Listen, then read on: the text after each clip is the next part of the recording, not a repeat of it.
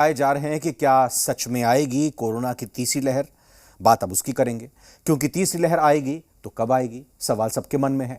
सच्चाई चाहे जो भी हो, सामने हमारे जो कुछ भी आए, लेकिन सबसे अहम सवाल यही है कि वर्तमान में कोरोना की थर्ड वेव को लेकर हमारी तैयारी कैसी है।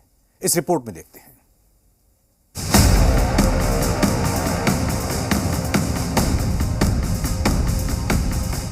नए आंकड़ों ने चौंकाया, कोरोना का डर बढ़ाया।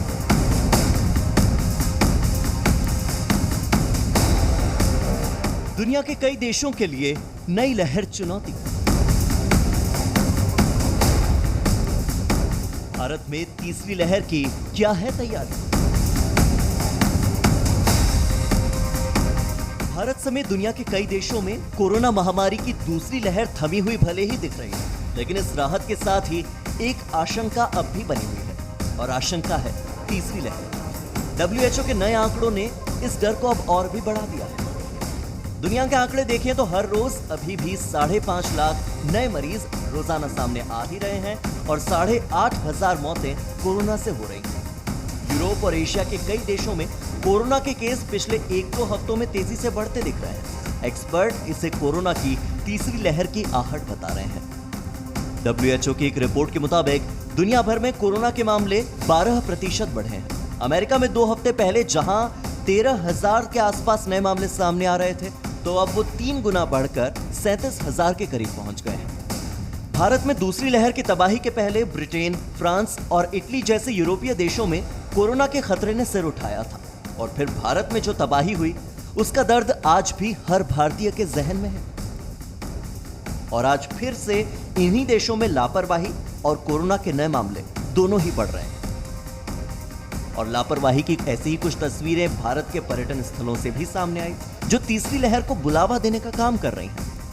भारत में दूसरी लहर से अभी राहत जरूर दिखाई दे रही है, लेकिन रोजाना 40,000 के करीब नए केसेस अभी भी सामने आ रहे हैं और 500 के करीब मौतें अभी भी हो ही रही हैं। इस बीच हैरान करने वाली बात यह है कि भले ही देश में कोरोना के मामले 8% घट गए हों, लेकिन महाराष्ट्र और केरल, इन दोनों ही राज्यों में कोरोना के नए मामलों की संख्या में बढ़ोतरी देखी जा रही है। नए संक्रमण के लिहाज से केरल और महाराष्ट्र में होड़ देखने को मिल रही है। देश भर में जितने मामले सामने आ रहे हैं, उनमें 25 से 30% मामले केवल केरल से आ रहे हैं। और ये वही दोनों राज्य हैं जहां पहली लहर की शुरुआत में और दूसरी लहर की शुरुआत में कोरोना के मामलों में बढ़ोतरी देखी गई थी।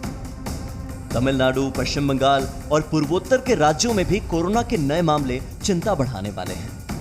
यही वजह है कि जब 6 राज्यों के मुख्यमंत्रियों के साथ प्रधानमंत्री मोदी संवाद कर रहे थे, तो उन्होंने भी इस खतरे की ओर इशारा करते हुए कहा था कि देश तीसरी लहर के मुहाने पर खड़ा है। मैं समझता हूं एक चिंता का विषय ठीक नहीं है। कई बार हम ये तर्क सुनते हैं और कुछ लोग तो बड़ा सीना तान करके बोलते हैं, अरे भाई तीसरी लहर आने से पहले हम एंजॉय करना चाहते हैं। ये बात लोगों को समझाना जरूरी है कि तीसरी लहर अपने आप नहीं आएगी। कभी कभी लोग सवाल पूछते हैं, तीसरी लहर की क्या तैयारी की है, तीसरी लहर के लिए आप क्या करेंगे। आज सवाल ये होना चाहिए हमारे मन में कि तीसरी लहर को आने से कैसे रोकना है। प्रधानमंत्री मोदी ने लोगों से सावधानी बरतने की अपील की थी, लेकिन शिमला की इन तस्वीरों को देखकर लगता नहीं कि प्रधानमंत्री की अपील का लोगों पर कोई खास असर हुआ।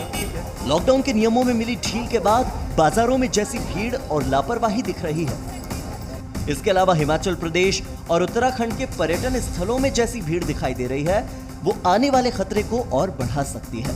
लंबे वक्त के बाद हिल स्टेशन जाकर टूरिस्ट भी बेहद खुश हैं, लेकिन सभी से अपील केवल यही है कि लापरवाही ना करें, वरना हालात एक बार फिर से बेकाबू हो जाएंगे और चंद घंटों की खुशियां हम पर ही भारी पड़ेंगी।